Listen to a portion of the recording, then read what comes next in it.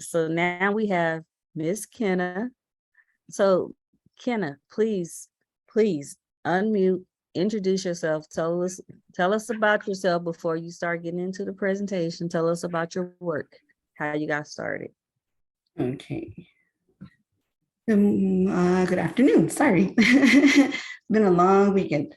My name's Kenna Chavez Hinojos. I am, a thriving victim of domestic violence, sexual assault. As of today, I am actually co-founder with my husband, Larry Hinojos, of Getting to the Roots. That is our organizations that we're bringing up together in light of, community justice, victim justice in general around sexual assault and domestic violence. I got to be join Women in Leadership with Stacy and Carissa and all of the wonderful ladies, and I'm so happy to be here. And right now I'm just trying to be a victim advocate on my own with whatever funding I have to help individuals who aren't getting that help that they need on Native community, Native land, urban natives. And that's where I'm at right now. And then I can tell you my presentation more about me because it goes through like a little timeline that I wanted to share with everyone. So I should have Kenna, okay. just 1 second. We have some people that entered the room. Let me see if they want to enter. Okay, so Cassandra, you're not connected to the audio. Okay, yeah. Oh, now you are. Cassandra, do you want to unmute and introduce yourself?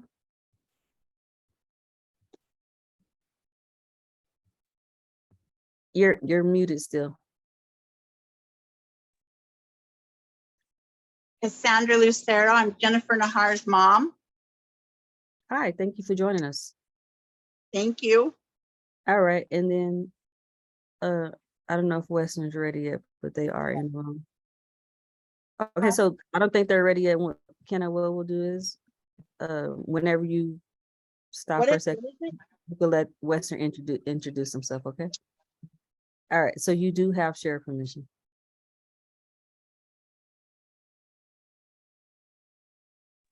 We're gonna let others, you said, or I can go ahead and start.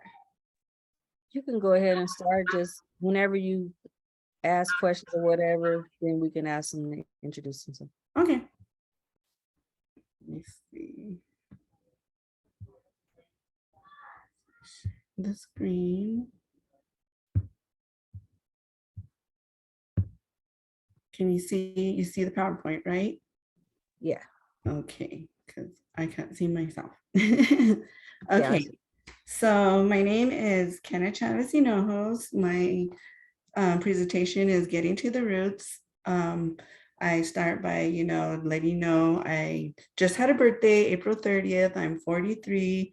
I was born in Santa Fe, New Mexico at IHS. I talked about my timeline that I want to share with everyone. So when I talk about historical trauma, intergenerational trauma, you guys will kind of get where I give examples throughout my presentation.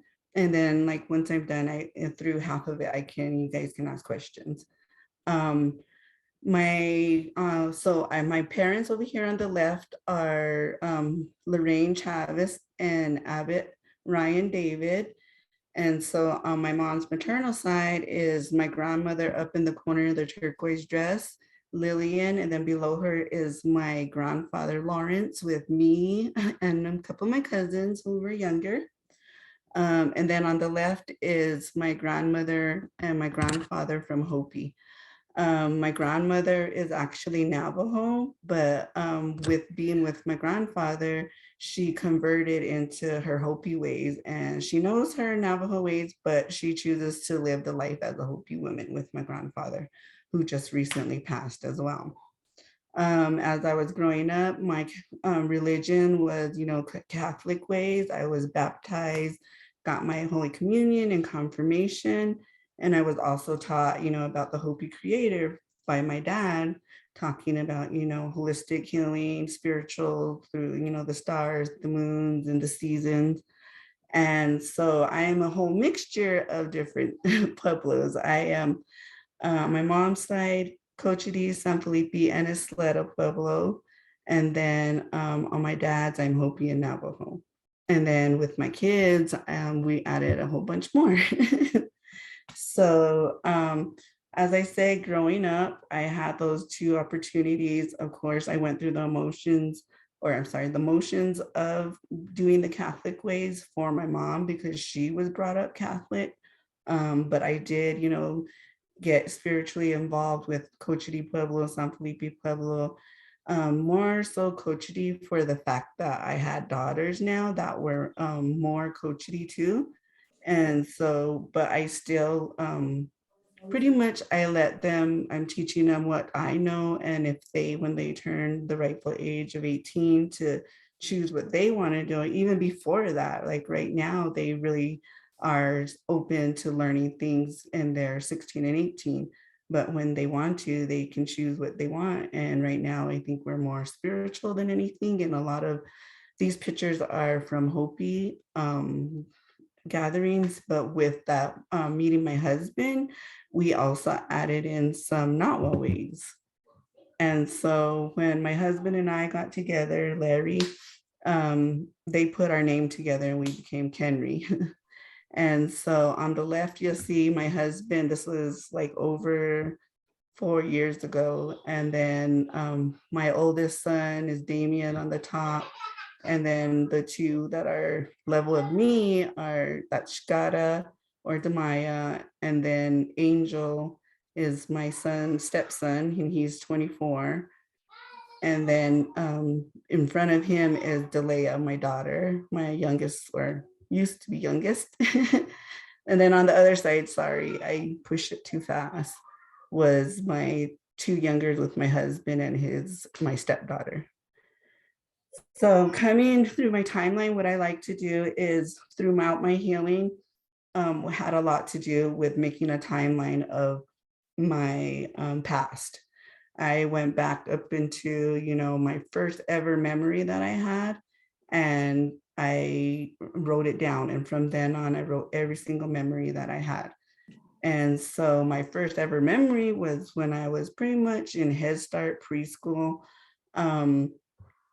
My father, before he passed, was an advocate smokers. He smoked marijuana. So a lot of the times I was with him when he was smoking, and being 3 years old, I would ask questions. And one time we were outside of my Head Start, and I asked him what it was, and I was playing on the swings, and him and his friends were sitting on the wall. I remember I asked, and eventually he ended up letting me take a smoke, and then I ended up getting sick, and my mom didn't know what was going on, and she was like all worried I was sick, and my dad was in the background. Sorry, my girls walked in. But my dad was like, please don't tell your mom, please don't tell her. She's gonna get mad at me and I won't be able to see you again. And so that memory came to, make me realize, how much I had an attachment to my dad from the beginning of how I praised him. And he was my rock before he passed, but we'll get into that too as well. But that was the significant memory that I had that stuck with me after, going through a lot of my healing. I realized that's something that, it had an impact in me and that shaped my life as I went on. So after that memory, I kept going on, and then came to my kindergarten year, to where I used to live with my grandparents in Santo Domingo Pueblo. Back when the housing was right next to the elementary school. My grandfather, Lawrence, was the teacher there. And so he lived right next door. My mom worked in Albuquerque, and Santo Domingo is about 45 minutes away from Albuquerque. And my mom would pick me up on the weekends. My dad was living in Arizona as well too. And so he would hitchhike up on the weekends and come visit me. And, I would hang out with my mom and them on the weekends in Albuquerque at their apartment. And a lot of the times I would see them fight and argue. And, so I witnessed a lot of intimate partner violence. And I saw the cycle of violence where, they would fight and then they would make up and he would take us out to eat, buy my mom flowers, buy me toys.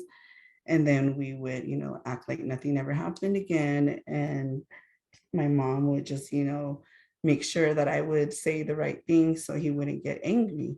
And that, stuck with me for a while too. And so as I got older, my mom and dad separated. And so I was living with my mom, being a single mom. And I would go for the summers to Arizona. And during those summers, I used to go to year-round school. And so when I would go out there, a lot of the times my cousins would be in school. And during those visits, probably from like 4 years old up until 8, I was being molested by my cousin, and he was teaching us, ways to touch each other and stuff in private. And I remember my mom catching him one time and getting mad. And so she would keep me away from Hopi. And I always wondered why. And I would get upset because, I didn't know what was going on at the time. I knew the behavior wasn't right. And so finally, my mom started letting me go back again. And during those times, I was older, about 8. My cousin started, molesting me and then eventually raping me. I told my cousins, his sister, and they were just like, be quiet about it, don't say anything. So I didn't. And little did I realize later on in life that it would come back to me. I ended up leaving and staying with my dad, going to Hopi Junior Senior High School when I was in 7th grade. And that's where I ended up trying to attempt suicide and bringing out my my sexual assault with my cousin. I was 15 then, and when I was 15, they sent me to rehab for 30 days. Once it came out, they were like, okay, you're cured. You can go back with your family. My mom didn't want that, so she ended up taking me back to Albuquerque.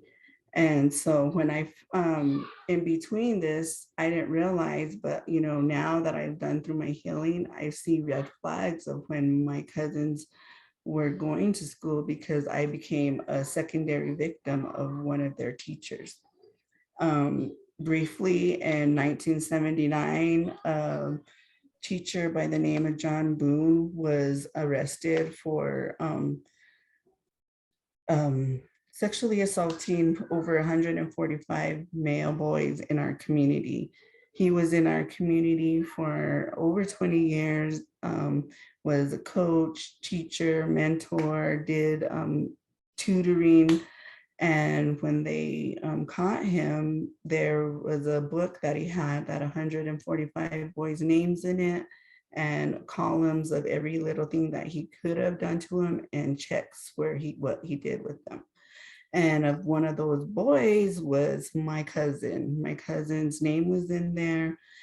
He pretty much, had a portfolio on him. And once he got caught, we found out after me doing a lot of my research, I found out that he was reported once before, 5 years before he got caught, and they let it go. And so this wasn't the first time that he had done this or had been reported. And so that makes me a secondary victim of this man in our community.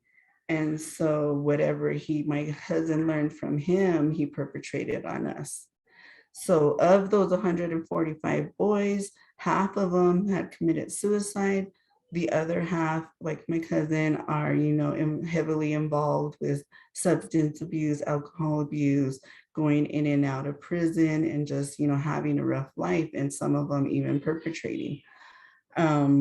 So that was like a little brief part of my past that came with me when I left Hopi and went back to Albuquerque to send. My mom ended up not just bringing me back to Albuquerque for my 8th grade year, she ended up sending me off to the Santa Fe Indian School, a boarding school. So I ended up staying there, and what had happened in between that was I was living with my dad, like I said, and I had attempted suicide. My mom had had my sister in 1987, I believe. And my little sister was premature, 3 months premature, and had cotton meningitis within the first week of her birth. And so that brought on a lot of complications. And so she was on a trach, had a feeding tube, and she was on oxygen. And during this time, she got to live until she was 4 years old. The first 2 years, she was in the hospital, living, and me and my mom were literally living out of the hospital with her and just visiting her every day. She ended up coming home when she was 2 years old. And when she came home, it got really difficult for my mom. My mom ended up becoming an alcoholic, ended up doing a lot of partying at our house, and people would be there. And so my sister's room would kind of be like the go-to room for the kids. And I would be in there with the other kids as well as my sister. And mind you, I'm only 8 years old, 9 years old at this time. And because I don't know why or how, but I was taught to change her trach, change her stomach feeding tube, change her oxygen, suction out her trach when she had mucus in it. And I'm this tiny little girl doing all these things. And when I think about it today, I'm like forever grateful that I didn't, make my sister any more sick by, doing these things to her that, I was willingly let being able to do at such a young age. So that gave another impact on my life. Like I didn't have that childhood that I wanted to have, that I've given my kids pretty much is, I grew up having to take care of my sister. Then after that, I grew up having to take care of my mom and myself after my sister passed when I moved back home. Like I said, I went to the Santa Fe Indian School and I became more rebellious because of, basically what had happened with my cousin when it came out. All my uncles and my dad got together and beat up my cousin. And that's how they fixed the situation. As far as the government, they gave all those males a lump sum of money and told them to go get their help, go get what they need. A majority of them, spent that money. And then at that time, a lot of the programs that were in our community were not even available. And so, or we didn't know about them. We were very rural, 2 hours away from the main, the biggest city, which is Flagstaff. And so it was really difficult to get that help that they wanted. And so a lot of them got cars or, just partied on it. I really don't know what my cousin did. I do remember he did get a car and, they moved to Utah or something. And that was the last I heard of them for a while before I got older and had to, interact with my cousin and his sisters later on in life. So after, moving back to Albuquerque, like I said, I got rebellious and I got kicked out of the Indian school and my sophomore year. So I managed to stay in the Indian school for a couple years, but come my sophomore year, I partying, drinking, just, being a teenager, a naughty teenager at that. I'm so grateful because my kids now, like they are going to be 16 and 18 and they are just angels compared to me. And I hope they didn't hear me. They're in the next room. so going on, I, after 8th grade, like I said, 10th grade, Santa Fe Indian School homecoming, I ended up, that's when I was suspended from there. So I was going to Rio Grande High School at the time, but I was able to attend the Santa Fe Indian School homecoming with my cousin. The picture on top is my cousin Laura, my friend Amanda, and myself. And so that was me when I was 18, and we lived together, all three of us. As I mentioned, in my 10th grade year, that year of the homecoming, I met my first three kids' father. I thought he was Mr. Right. I thought I loved him, fell in love with him just because he was just like my dad. My dad had this way of prior when I was younger, like I said, part of it was kind of part of that cycle of violence. But then after that, my dad was really genuine and was that person that would make me snap out of it, whether I was angry or mad or sad. He would just look at me and give me this look, and then I would just laugh. And then afterwards, as I matured, he would tell me, okay, yeah, you feel this way, go through those emotions again. Let's do this. And then now, what are you going to do about it? And then he would tell me, like, so are you gonna keep crying, or are you gonna make some moves? Because if you're gonna keep crying, I don't want to hear it. And so I was just like, wow, okay, that stuck with me. But at the same, so that was kind of how I saw my kid's father, was whenever I was mad at him, angry, or just sad in general, he would say something or buy me something, make me feel special. And so it's like, he's the keeper, he's the one. And so at 18 years old, I was planning on having his child. And so we had my son, who's Damian Arwaish. He's 23 now. We had him, I was working, his dad was working, but when he turned 2 years old, his dad started, cheating on me with one of my friends and ended up having a baby girl with her. And so that kind of scarred me. We ended up, or it did scar me, I don't know why I say it kind of did. He ended up, we ended up separating, and she ended up having a baby girl who is also 18, and I love her to death. And then I went to rehab again. Throughout that relationship, after finding out he cheated on me and having another kid, I started drinking heavily and partying, and ended up getting 4 DUIs, 4 DWIs, whichever one they call them. And I ended up being lucky because my last one was before they changed the laws to where you have to do mandatory time, take your car away or boot it or anything like that. And so pretty much, or adding more time to whatever I was serving, I was able to, just do my rehab and then do probation and parole. And I honestly got lucky because it was cutoff date. I thought I was gonna have to do everything, but I was lucky enough to did it. And then I got out of rehab.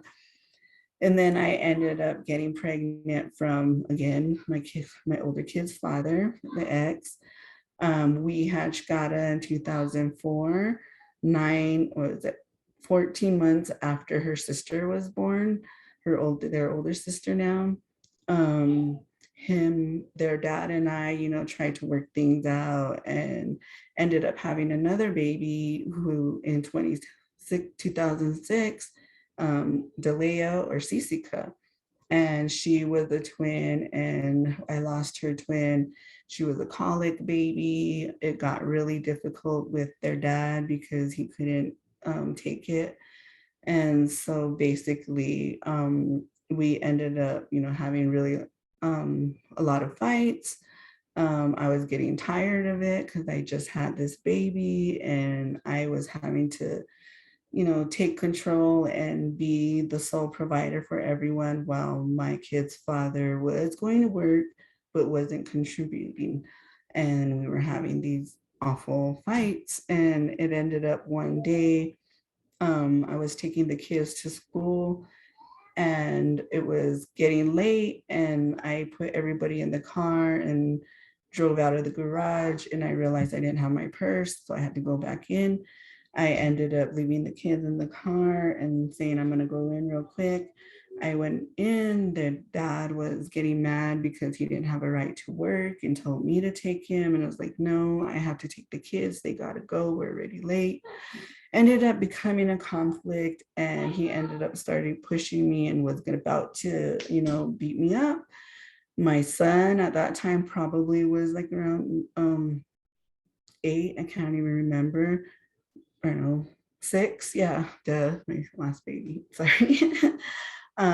He ended up coming in and saying, like, because he was all about school. He was all like, I can't be late, mom. So he came in getting worried. And as soon as he came in, he walked into his dad about to kick me.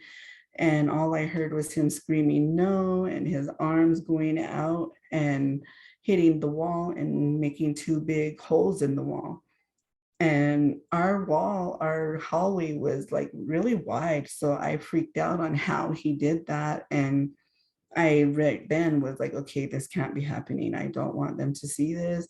I saw this. And so I ended it right there and told their dad to leave before we get home, and just grabbed my son and ran out the door. And then we haven't been together since. We tried on and off, but it wasn't something, that I knew was gonna, once I started healing and growing in school, I knew this man wasn't the one for me. I started going back to school. I graduated in 2009 with my bachelor's in political science, and as well as my associates in criminal justice. I wanted to be a probation officer, and I did my internship for my associates for 2 years in Sandoval County. So I was a misdemeanors probation officer for the youth. And it really just instilled that passion of, um, the need to support our youth. A lot of the youth that I was a probation officer for were, from well-off families and had money, and they had like $50 in their pocket, but they would take a pair of pants because their parents were out of town and they wanted some attention, or they just wanted them to come home. Whatever the situation was, it was something that I realized that a lot of these kids, when I acknowledged them and said, hey, I care about you, let's do these classes, they changed a lot of their ways, maybe just for me or whatever it is. I'm hoping that they got some sort of, something out of it. But that just wasn't for me. And so I ended up, like I said, realizing I was a victim of sexual assault. And with my new degree, it was like, what do I do? There was an opening in Hopi in my tribe in Arizona in 2010 for a project coordinator for the Hopi Table Women's Coalition to End Abuse. So I tried to apply, figured why not go back home? That's where I'm from, and that's where I feel most at home. So that's where I have home is where the heart is. Let your heart lead you home. And I got accepted by the Hopi Table Women's Coalition to End Abuse and became the project coordinator. Once I got there, it was like, okay, I got a job. I researched a lot of stuff, right? I came from Albuquerque, more urban. And I was like, I got this. And once I went into my director, she had me do some flyers for events, and she just kept telling me, you need to reword these things. And I didn't get it because I came with, national statistics of, 1 in 3 women, talking about nationally having statistics that were involved from other Native communities where my director was like, you need to Hopi type these, you need to come back to your community, talk to your community, engage in your community, and understand what our problems are with sexual assault, domestic violence, community violence. And so I started getting training. I went to Praxis International, where there was like not even like a year and a half course that teaches you about community, individual, and social justice.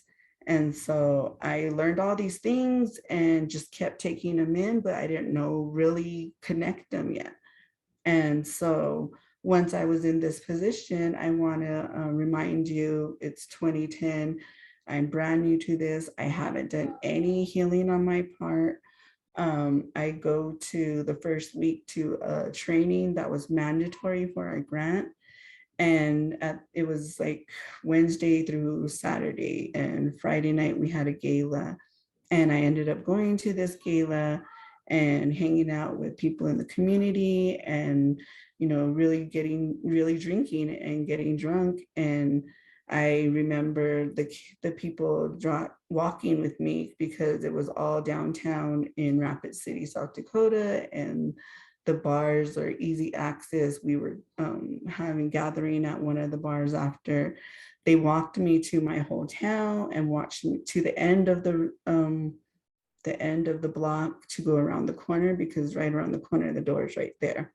They watched me walk all the way over there, and I waved them and I said bye. And from then, I don't remember. I just remember going in and blacking out. And apparently, I woke up the next morning frozen with a white male on top of me, and pretty much raping me. And I froze, and he was done, got up, and he just left. And I didn't say anything. And I just kept going on my day, acting like nothing happened, and I was in denial. And so after that, I just want to reiterate, we know that a lot of victims get re-victimized more than once if you're a victim of domestic violence, sexual assault. And so this was probably the third time I had gotten, first was, being molested, and then second was being raped and continued molested by my cousin, and then this situation. Part of the situation too, I forgot to mention, when my son was 2 years old, I was staying at my uncle's house, my aunt's house, my Auntie Leonor's house, and her husband. One night, midnight, I don't know, way late at night, I was sleeping in the living room with myself and my son on the bed, and I woke up to somebody touching me, and it was my uncle.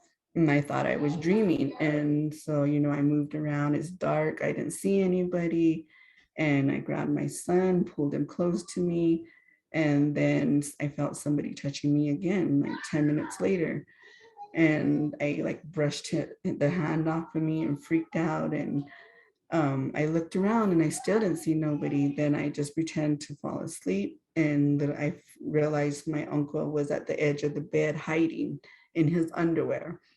And so the next day, I told my aunt, I told my mom, just, told me, did the wrong thing. It was like, why didn't you tell me this? Or why didn't you do anything that night? And I'm like, Mom, my past. And so that really hurt me. Sorry. Take your time, Kenna. Thank you. If you need a break, take a break. And thank you for sharing with us. So what had happened was, I'm good. I just take a minute, like you said, to breathe. My aunt ended up confronting her husband. They're really big Christians. And so what had happened, he ended up, I guess, turning to his church or whatever for the sake of my aunt. And I don't know, I want to say he got his healing or whatever. I don't feel remorseful for him. And it ended up that one day they said that she kicked him out of the house for like 2 weeks, I guess. And so I thought something was going to be done. And I was like, yes, they believe me or whatever. And he ended up moving back into the house. It was the anniversary of my cousin Laura's death. And so we were at the gravesite. And the audacity of this man had the nerve to come up to me and apologize to me that day on her gravesite, thinking that I was gonna accept it and that I was gonna, be remorseful and say, let's move on. But I couldn't, because I really felt like that wasn't the place and it wasn't remorseful. It wasn't genuine. And so that was another incident that happened. And so that's why, like, I want to emphasize that, we as victims, it does, just like domestic violence, it happens to us more than once. Like I said, going back to my presentation part of it, I moved back to, I did a lot of good things in my Hopi tribe, I should say. They're not a pueblo. I became the project coordinator, right? I bring the first sexual assault awareness conference to the Hopi tribe in April of 2011. I take so much pride in that because the community in itself was very sensitive, having to, talk about these situations. Even taking out flyers to have people get engaged was really difficult and really judgmental. I was lucky that I had family support on one side, and on the other side, it was a conflict because all my sexual assault that I was, healing from or sharing information from throughout my job there was in Hopi. And it involved my cousin and my aunt who were living with my grandparents.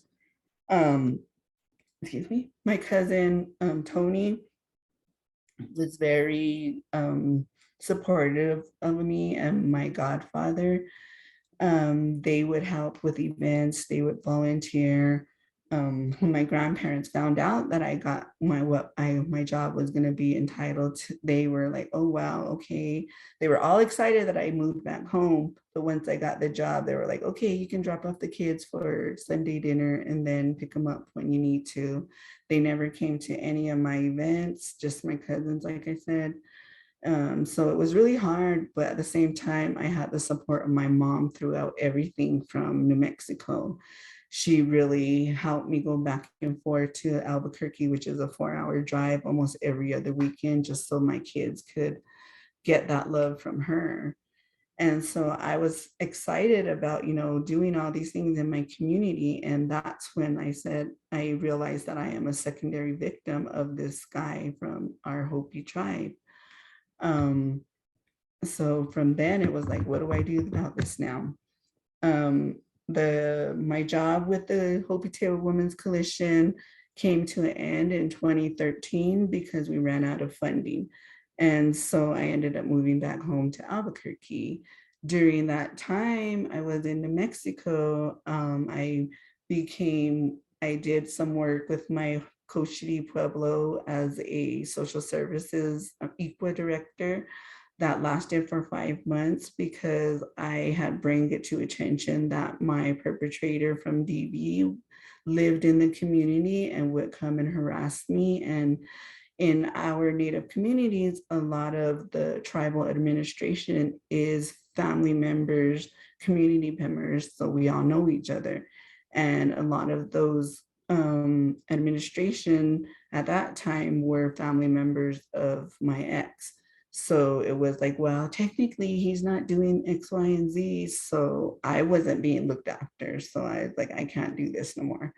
So it ended up having, luckily I got connections from my previous job, and I was really good friends with Corinne Sanchez, who is the director of Taiwa Women United up in Espanola, New Mexico. After my job after I left the Pueblo, she offered me a job. And so I became her project coordinator and victims advocate for Table Women United in 2013, 2014. I moved up to Espanola. I got a home. First, it was an apartment, and then it was a house.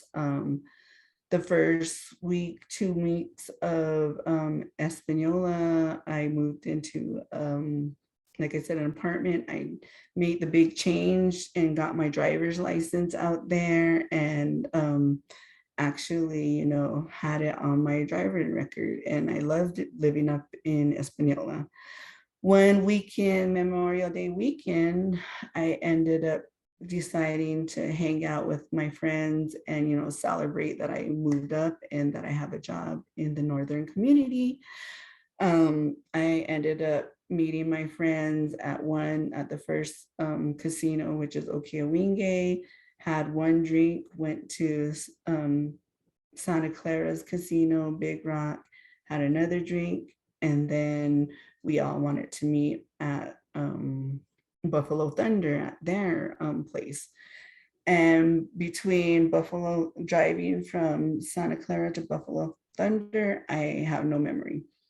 I woke up at the Santa Fe Corrections Facility with a huge headache, crying and screaming, and in the medical room, and they ended up telling me that I was picked up at the hotel. I had no clue, and I didn't know what was going on, and so I ended up just going through the motions and calling till I could get out, and I was luckily it was a Memorial Day weekend, but unfortunately Monday was a holiday, so I had to stay in the whole weekend. But I got to see the judge the first day, that Tuesday morning, because I was so hurt because my son's birthday was May 28th, and so I didn't want to miss it, and it was that Wednesday. And it ended up, the judge released me and told me, I told him what I had told you guys, is I don't have no idea.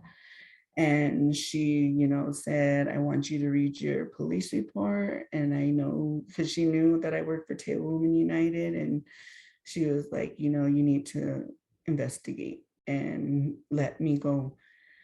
When I went to read the report, I found out that they had called the cops on me because they found me on the third floor of the hotel, incapacitated, basically asleep on the couch. And when they did the research, they saw on the videos that I was being held by two people walking to two different rooms. They did an investigation, and because it's screwed up native land and jurisdiction, nothing was ever done. But to this day, I have all these flashbacks coming back, and realizing that, I was pretty much being delivered to different rooms for whatever reason. And it really, that was the time when a lot of sex trafficking was coming out. And so I had to go through, the whole SANE exam and everything. And then again, it wasn't shared to me anything that was happening or that came out of it. So that was something that I was let down by our government. And so that still didn't hold me back from, saying, okay, I'm a victim advocate. This is the work that I want to be in. I need to make this change for my kids' lives, which, I continued on and started. Look, I was fortunate enough with Table Women United that they're so grassroots and so holistic healing and traditional that I was able to do self-care and learn about what it is that's, guiding me and what it is that is hurting me. In 2015, I did an anti-oppression training with my husband, and or not at the time, he wasn't my husband. We had met there, and he became my husband in June 5th, 2016. And shortly from there, March 16th, 2017, we had our first little girl, Yolotli. And then June 27th, 2018, we had our second girl, Lorraine. And continuing on, this is where I would take a break and ask if anybody had any questions. This is where I start talking about, the connections with intergenerational trauma and where I, get my wisdom from, I guess you could say. Thank you so much, Kenneth. Does anybody have any questions or comments? Is everybody okay? This is a really deep story, so Yes. thank you for sharing with us. Okay, go ahead, ladies. Go ahead, Jennifer. I just want to say thank you for sharing your story with us, and I'm sorry, you went through it, but it's made you who the person you are today, and I just value your story, and I thank you for sharing it with us. You're welcome. And thankful. I'm glad you guys are listening, and I apologize. I usually do say in the beginning, I do share some personal stuff, and if you guys need me to stop at any time, just let me know somehow, because I'm trying to look at you all and then move it over so I can see the screen, and then I just talk too much. That's okay. You're doing a great job. Go ahead, Carissa. Yeah, Kenna, thank you. I also would like to tag along and just thank you for being vulnerable and sharing your story. One thing that is really standing out to me, and I'm just looking for confirmation or even your ideas around it, that what jump-started or even gave insight to healing, and maybe it wasn't healing at the time, but just knowing that you needed to get away from toxic relationships if you wanted to work on yourself as an individual. And I'm curious if that is a belief that you have, that we need to remove ourselves from toxic relationships before we can work on ourselves. And the reason that I ask that is because, we have the women from prison right now who are currently incarcerated, and by default, they could be, forced to be away from toxic relationships. And I just want to, affirm that this is a great time for their healing to maybe begin like it did for you. Yes, as that I was just gonna mention too, that now that you say that, which I need to put it in my PowerPoint, because that's an excellent thing. So when I did go to rehab, and like I said, have to do I only served 2 weeks jail time and then went to rehab for 2 months. During that time, I did this timeline, as well as had to write letters to those people that were in my life and the influence that they had on them. And that is something that was really major, because I wrote to my mom, I wrote to my dad, and I wrote to my kid's father. Little did I realize, though, is that my mom and my dad's letter was sent, but the letter to my kid's father wasn't. And that was for the reason being that their counseling was that I write out everything that he did to me, or that I felt for him and everything, and to read it myself and validate if that was even true. And so and then maybe it was some sort of tactic that they were giving me for when I do go get out, that I don't go back to that, right? I don't know. And so, but I do know is that I was told that even the letter that I wrote to his mom, she got it, but he didn't get his letter. So it was like, really, wow, okay. But I did, realize that this man, I wasn't addicted to alcohol or drugs. I was addicted to this man's love, to this norms of way of life that I thought it was. I wanted to hang on to him because I wanted to have that perfect family and everything like that. But then I realized that, this cycle of violence was something that I learned. This is something that my parents taught me, unfortunately, and something that their parents taught them, right? Something that passes on. And so I took it upon myself to say that day when my son had punched the walls, to say, this is cycle stops with us. This cycle stops with me. And that answered part of it. Yeah, no, And then I'll thank go you. into more too. Yeah, And I so, just, yes, ladies, I just want to emphasize so much that I realized while I was there that, you know, again, that something that he was my drug of choice, basically. And I had to break out of that. And when I went back home, there were so many things that were uneased, and but I still had a kid with him, right? Because of that toxic environment, I still wanted to raise my kids together with him. I still wanted to have them learn the traditional things of Coach D that I was learning from his mom. And so in a way, I still wasn't healing, right? But I knew there was something that needed to be done. And as time went on, when I had my daughter, thankfully it was within the first year of her life, I realized this and was like, okay, it starts with me telling him no and kicking him out. And so I did it. Yay. Okay, so I'm gonna go on with my presentation. I swear I talk too much, I'm sorry. You can hear more when I gotta go through it again. I was doing good, I only did it once. You're doing great. Put it in presentation mode. Look at me like I know. There we go. So as I mentioned, a lot of my wisdom and learning that I got was from Tewa Women United and Hopi Tewa Women's Coalition. I like to share this excerpt called Knowingness. They had a display of women who have an impact, and Springer has a question, I think. Ma'am, we were just wondering, because we can't see all of the knowing reading right here, it stops it. So if one stand gets weak along the path, we was wondering if you could read that. Yes, I'm going to read it to you guys. Okay, thank you. I know, I was gonna say I have this problem a lot unless it's on a projector. And that top thing always gets in the way.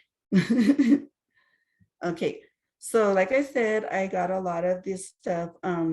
My mentors, again, Corinne Sanchez, Kathy Sanchez at the Indian Pueblo Culture Center, they had a exhibit of women in leadership, and they were on there, and this is part of their display. So it talks about knowingness and where I get some of my education from. So it says, Kathy has become a voice of cultural and spiritual knowledge.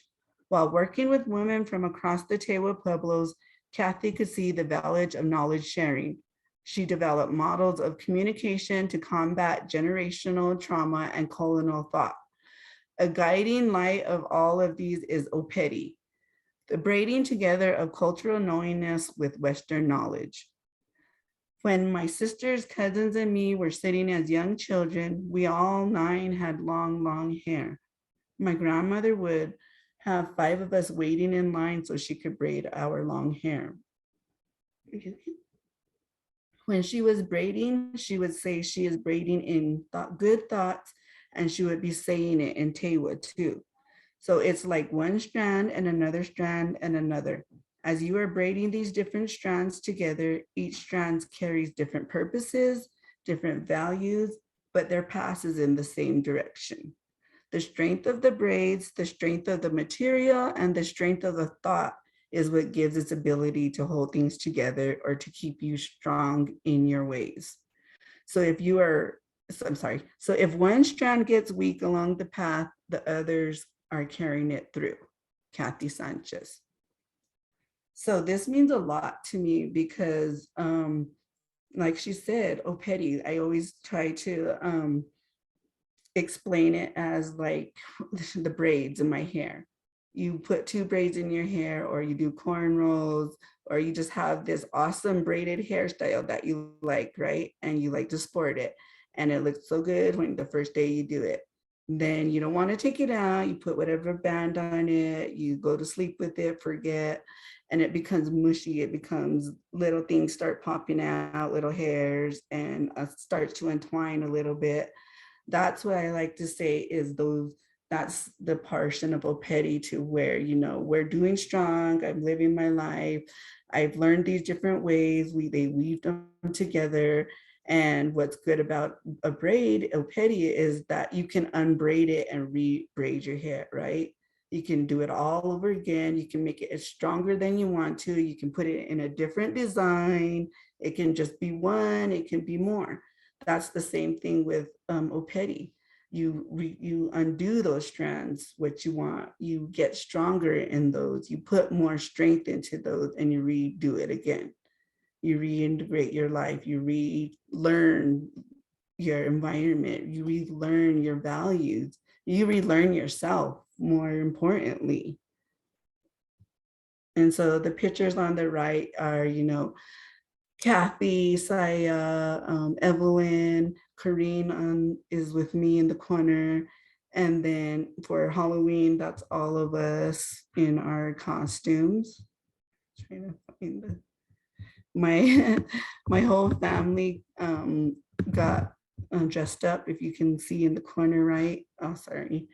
It has me and as Morticia Adams, my daughter, my baby was Gomer Jr. and my littlest daughter at the time was cousin It. She was standing in front of me. So I'm going to show you guys a couple of videos too, as well, to show you like that has gotten a lot of my healing. It was, getting involved with my community, getting involved with victims and survivors and learning what it is that I really want to do in life, right? Let's see.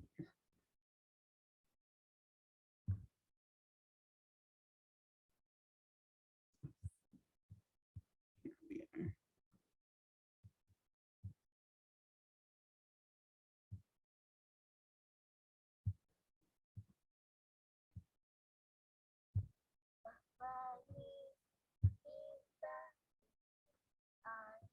Can you guys hear it? It's very light. I heard this one day and it stuck with me. Is that louder?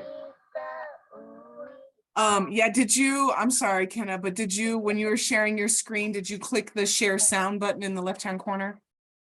You might need to stop your share right now. And then when you reshare before you actually finish sharing, that Okay. little box will give you a chance. In the left-hand corner, it says share sound. Okay.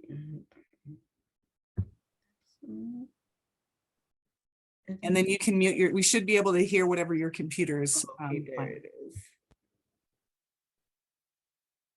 Okay, let's see. This one day and it stuck with me.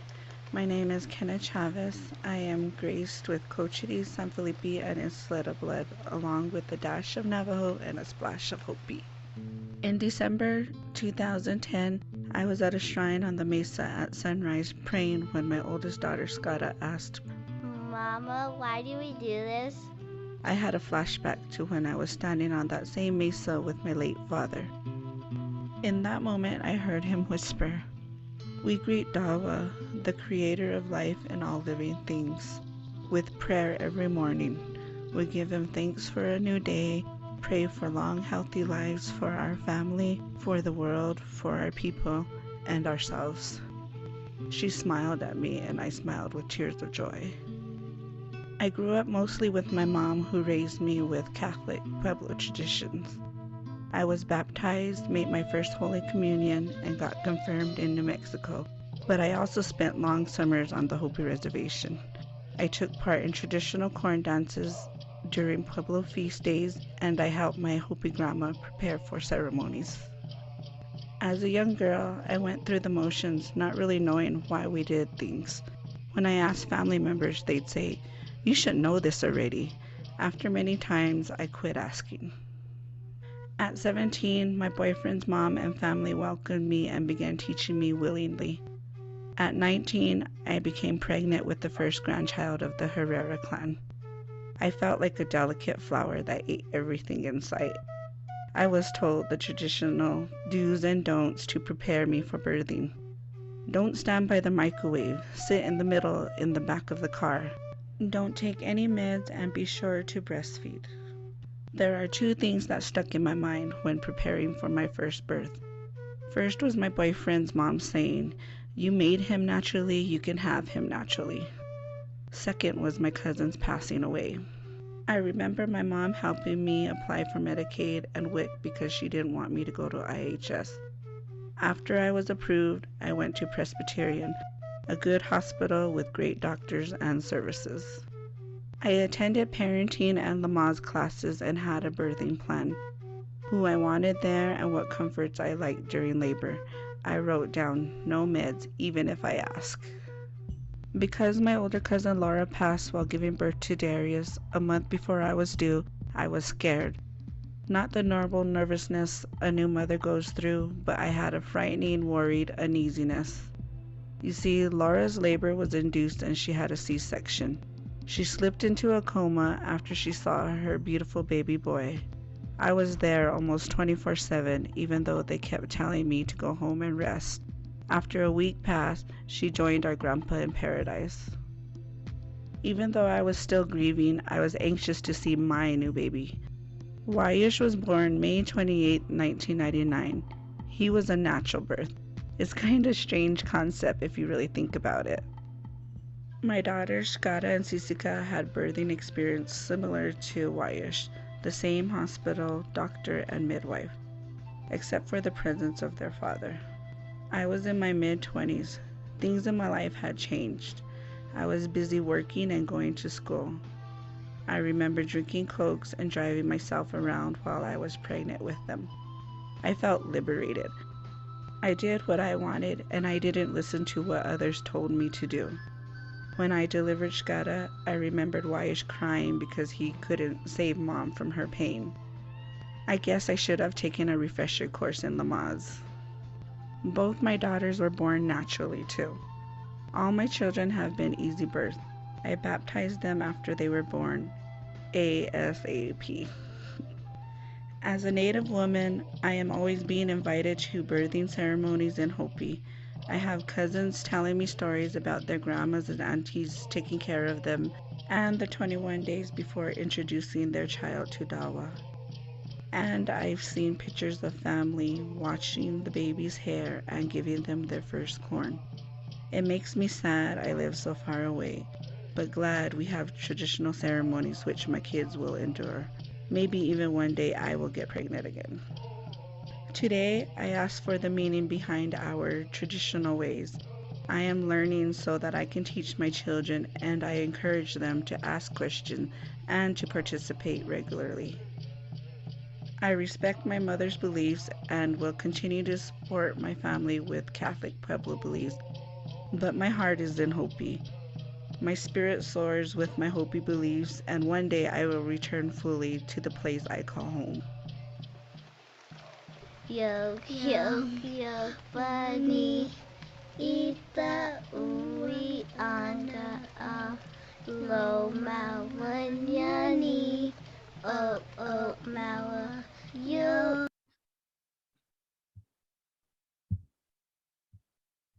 So my daughters are 16 and 18 now from this one.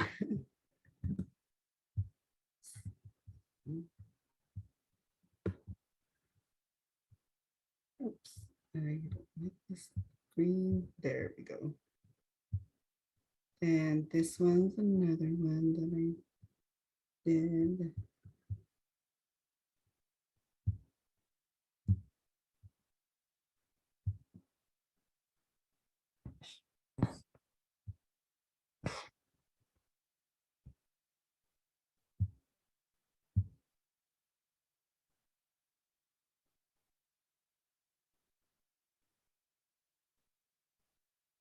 Oh, there it is.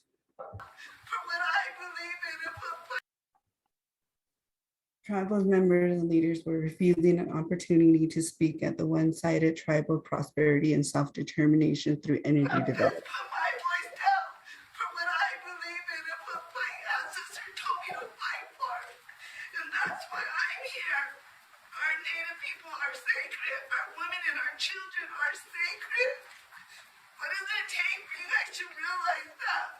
Our babies have uranium in their bodies already. Our women can't reproduce because of the impact of Los Alamos and everywhere else. Our people, our children are not respecting our elders or themselves because we don't respect our Mother Earth. Everything entwines together.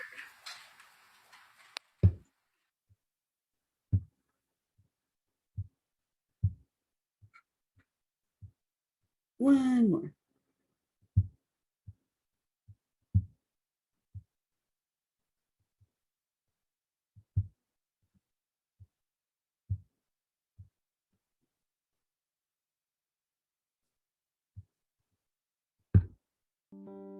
Resilience to me is watching my children interact with our community as they take part in traditional ceremonies.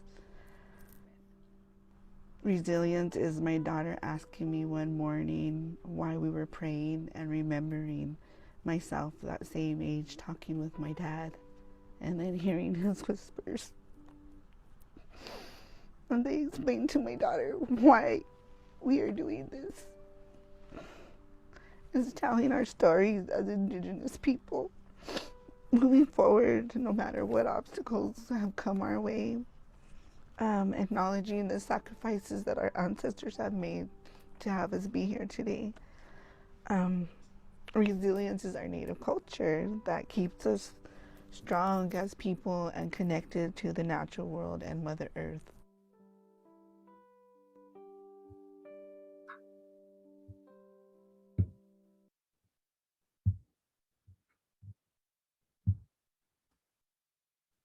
And then this one right here is just showing you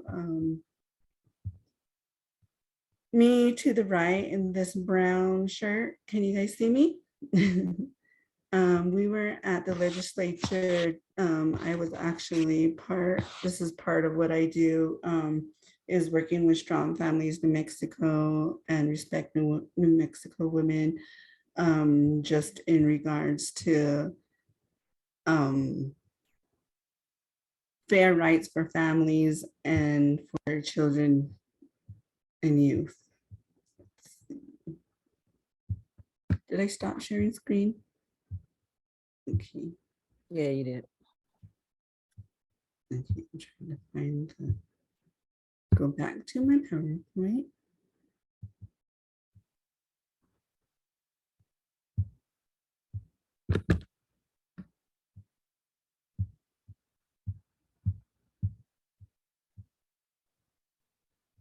So here's where I start talking about, the historical trauma and intergenerational trauma. When you can see the screen, correct? Yes. Okay. When I was working with Teo Women United, we have a means of learning about historical trauma, just so that way I believe is more of like a value, so we can understand the work that we were doing and we can do it fully. And a part of that, is the self-care that we need and taking care of those traumas in our life and also our historical trauma. And so I did a lot of work with presentation with Dr. Maria Yellowhorse Braveheart. We were teaching trauma-informed care to individuals in our community. And she did historical trauma, and she talks about historical trauma as the cumulative emotion and psychological wounding across generations, including the lifespan, which emanates from massive group trauma. And going into that, we talk about the Wellberry, the wild variety. One more.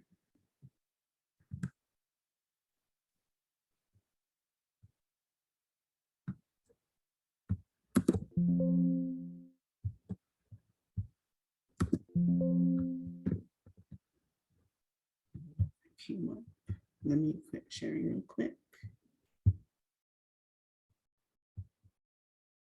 So I'm going to show you a video that talks about, the historical trauma that Native communities go through.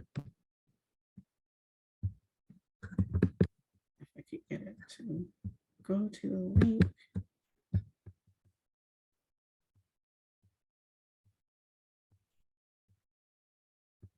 Technical difficulties are so fun.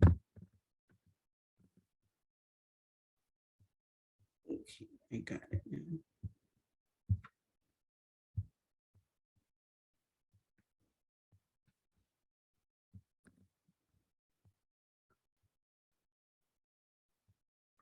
Care so much what people think about me.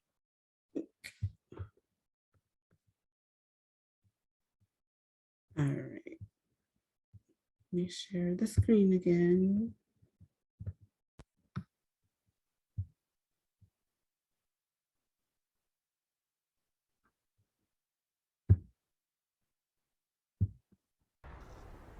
I think I'm gay. This is a movie that is more than Where can I go to, to eradicate the Native American culture and the United States.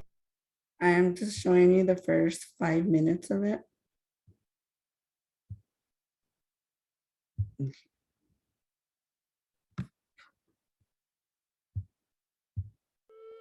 A long time ago, before you were born, the old people told a story about a visit from the Wisdom Keepers.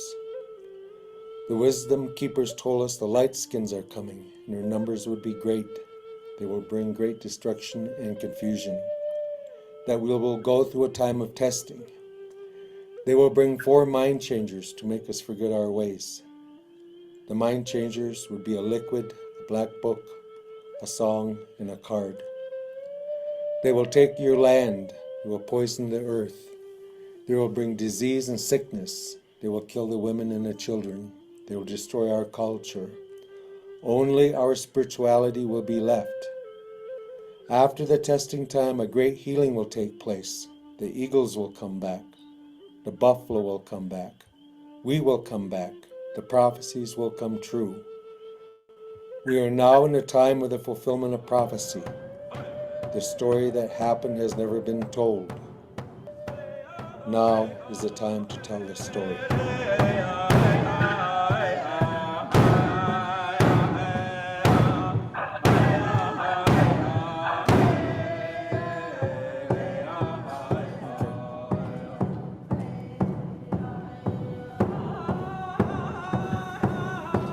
Genocide tactics, as defined by the United Nations. Number 1, killing members of the group. An example of that would be the Wounded Knee Massacre. Number 2, causing serious bodily or mental harm to members of the group. A good example of that would be the 1862 mass hanging. Number 3, deliberately inflicting on the group conditions of life calculated to bring about its physical destruction, in whole or in part. A good example of that would be the longest walk made by the Navajo Nation or the Cherokee Trail of Tears. Number 3, imposing measures intended to prevent births within the group. The United States government sponsored sterilization of Native American women. Number 4, forcibly transferring children of the group to another group. In 1879, in Carlisle, Pennsylvania, the first of 500 boarding schools.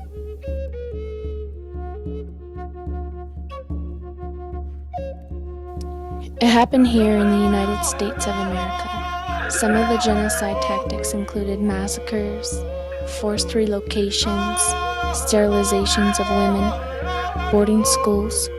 California alone paid $12 million on Indian bounties. After the atrocities, only about 1% of the native population remained, making this perhaps the largest genocide of the 20th century. Genocide was sanctioned under 24 U.S. presidents from 1830 to 1933. Manifest Destiny, a term that was coined in 1839 and revised in 1845 to sanction the colonization of North America. It was used to designate the belief that the United States was destined, even divinely ordained, to expand across the North American continent. Thousands were murdered and relocated in the name of manifest destiny. By 1920, 99% of all Native Americans were wiped out. In 1879, the U.S. government implemented the genocide tactic of removing the children from their native culture and placing them in one of the 500 new boarding schools.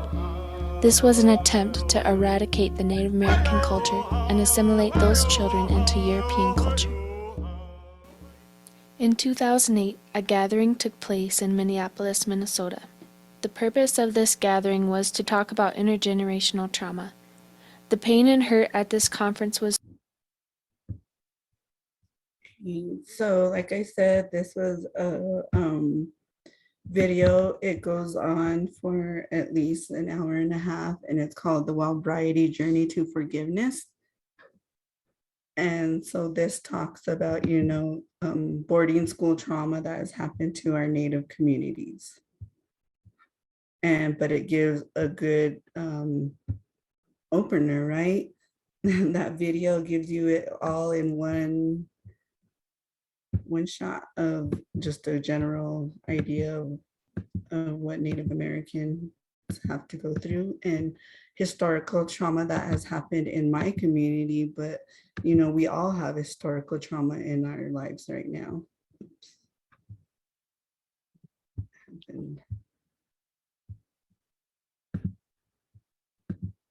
We all have the trauma of COVID, right? We've all been through the pandemic. That's something that going to stick with everyone. And so when we're talking, you can see the my PowerPoint, right? Right. Okay. I don't want to repeat last time. Have 2 minutes, Kenna. Okay, so here it is. What I was talking about, intergenerational trauma that comes from historical trauma as well. The psychological theory that trauma can be passed down through the generations to affect those who did not directly experience the original traumatic experience. And so I'm talking, as like I said, just mentioning the boarding school era.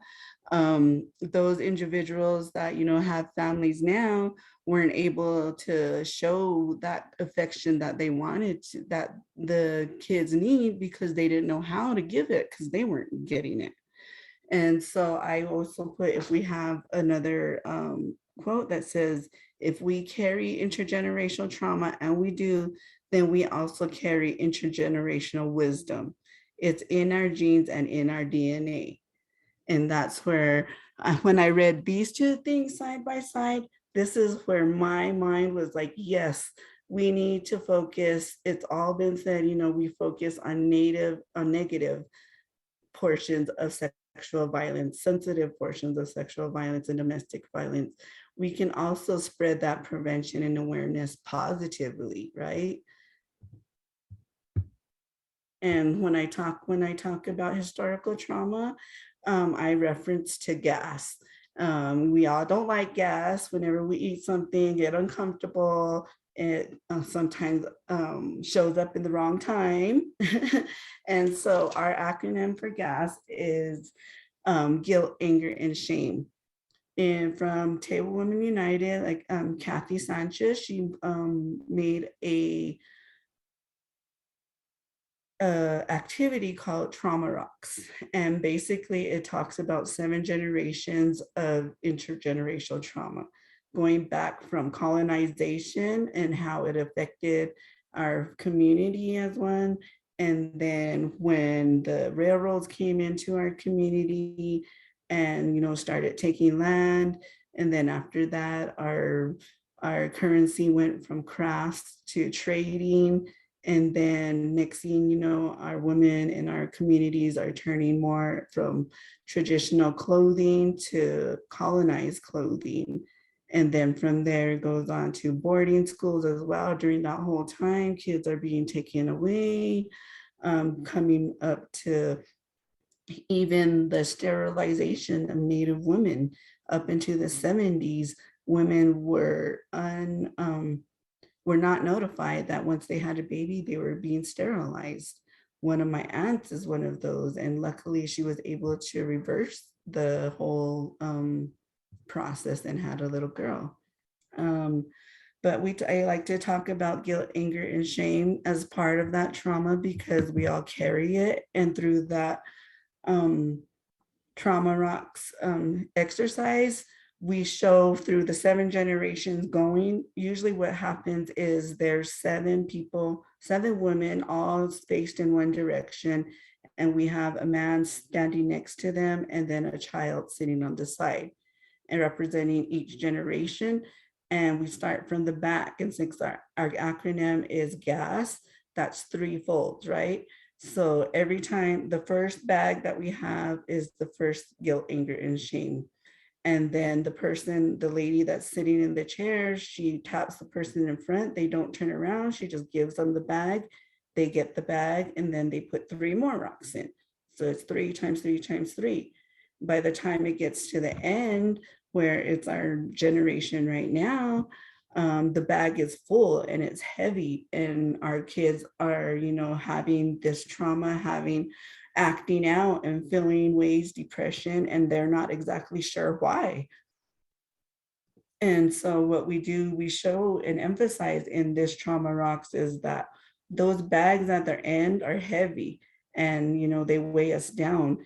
And if we open that bag and take out some rocks, and that's the portion that I said, that I quote Corrine, is as we acknowledge our ancestors, we release those ancestors as well. And when that happens, we think, I like to say, like, when you overeat and you get real tired, real heavy, my stomach hurts. And then unfortunately you vomit sometimes. And when you vomit, you feel so much better. Everything is, you're not stuffed. But after you vomit, you don't go over there and pick up the pieces like, oh, that was delicious, let me take it back in. It's gross, and you got rid of it. And that's the same thing with opening up those trauma rocks, is you visit that place, you visit that idea that you had. Say for me, it's like, oh yeah, this one time my mom didn't listen to me, and I dwelled on it for a while. Let me just acknowledge that and release it. And, or, this one time I was sexually assaulted, acknowledge it and release it. As long as we acknowledge that, we're saying that's part of healing. We don't realize that sometimes when we're having talk therapy or whatever and saying some of these things, that it's good for us. We just think we're doing what we need to do to get by, and we need to take that ownership and say, I'm doing something for myself. I'm healing. Hey, Kenna, time is up. I'm sorry? I said that your time is up. It's already the end of the. Oh, dang it. Sorry. I Yeah, thought it was 3:30. No, it's 3 o'clock. I gave you like 2 or 3 warnings. I told you twice out loud. Hey, ladies, can y'all hear me? It's 3 o'clock, and then because a lot of people have to get off right at 3, like the recording has to stop, Okay. and it's 1 minute till. Hey, we'll see you guys in the morning with more announcements, and then I'll know for sure. I'll let you know Wednesday because I meet with the director on Wednesday, and so I can give you guys the okay. All right, y'all have a good day. Thank you, Kenneth. Thank you so much, Kenna. Thank you, Pam. Thank you. Thank you.